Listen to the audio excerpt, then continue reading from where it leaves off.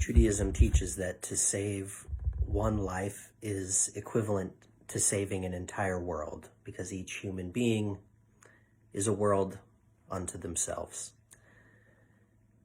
And it really struck me this week, the scale of the tragedy that we're experiencing, with over 20,000 deaths in the United States alone, 20,000 worlds that have been lost. And when I saw that picture of the mass grave in New York of unclaimed bodies,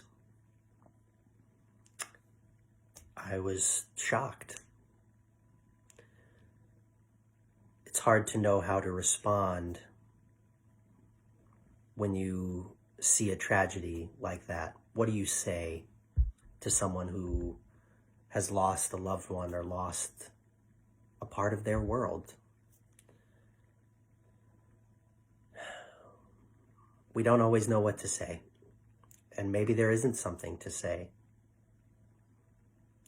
This week's Parshat Shmini, has a tragedy in it, but it starts with a party. First, there's a party where Aaron and his sons and all the priests in the entire Israelite camp are celebrating that they've completed the Mishkan, the building of the sanctuary, and they're inaugurating it, and they're getting it set up, and they're offering the sacrifices, and God actually comes down and consumes an offering, and the people are in awe.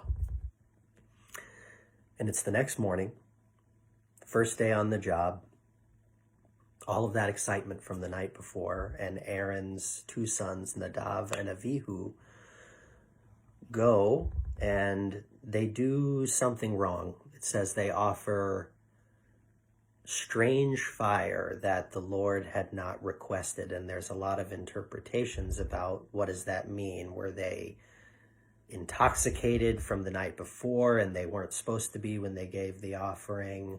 Did they not follow the proper procedures and protocols?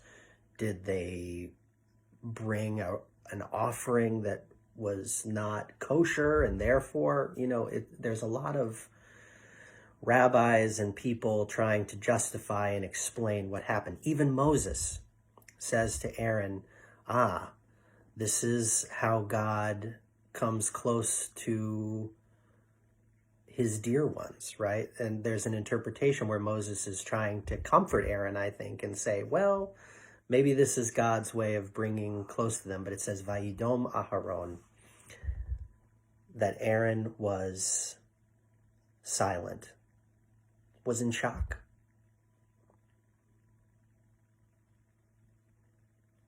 And Judaism teaches that sometimes the best response to a tragedy such as this is that there are no words. That to be silent in the face of something such as this, a tragedy, is maybe the best we can do, or at least in the immediate moment. When we attend a Shiva, tradition states that you shouldn't actually greet the mourners. You go through a receiving line and you shake their hand, but there's no words which you say to them, because what could one say?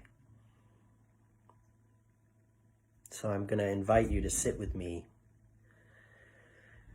in silence for a minute.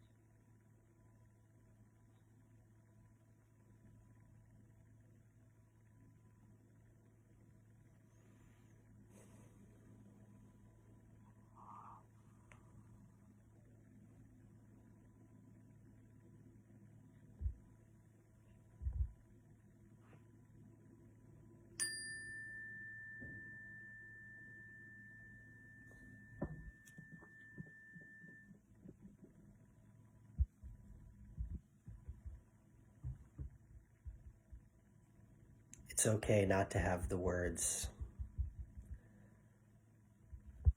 You can just be present with what's on your heart, no matter what you're feeling, and take a moment and be still.